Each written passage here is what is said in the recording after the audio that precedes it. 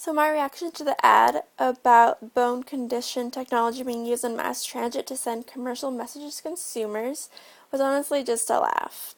It's probably just me, but I find it kind of funny. I'm always intrigued by what advertisers are doing and like what the next thing is going to be and how they accomplish it. Honestly, I would rather lay my head against a window and hear some ad in my ear than the conversations you tend to hear on public transit. My reaction is that it's interesting, and I would not mind experiencing to see what it's like.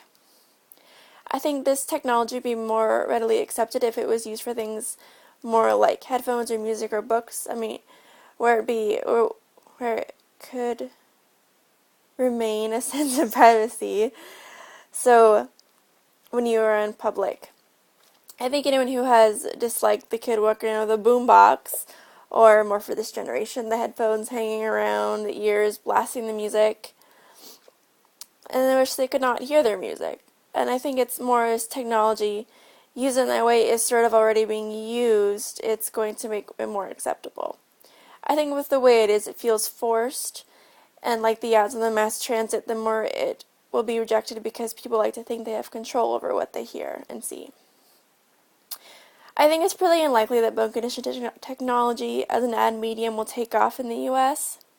I think ad agencies will try it, but mostly will reject it, and probably people make a fuss, and it will end up failing. Probably some laws about how it is invasive will appear. I really cannot see most people going for this. Well, that is if the word gets out about it. If it just slowly and discreetly makes its way into everyday lives, I think it's a pretty good chance of making it. Honestly, I hope it works. I would love to smell coffee instead of the other smells we are forced to smell in public transit. Obviously, this person who wrote the article was never forced to sit next to a person who's drenched in week-old, unshowered BO. I think that it'll make it in the long run smell is a sense that the ad agencies haven't tapped into. And I think it really could, and it did work for Dunkin' Donuts. I think it already has been unpurposefully implemented.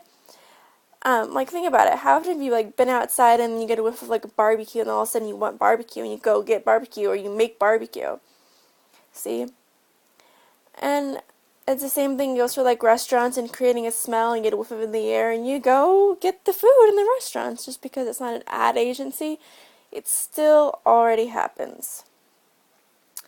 So this is predatory because you can't shut off your nose. You can close your eyes or turn off the TV or the radio or get away from any other types of advertisement, but not being able to turn off a smell conflicts with your human rights.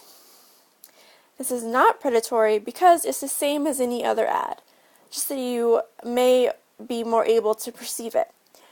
But the way the ad works is that it usually is an image and it gets into your brain without you realizing it.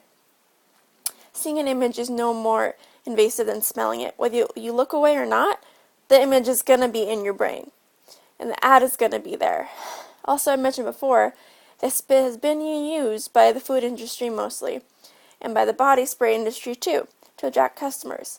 It is just a feeling of forcing because you are in a closed location, like the subway or the bus, it gets to people.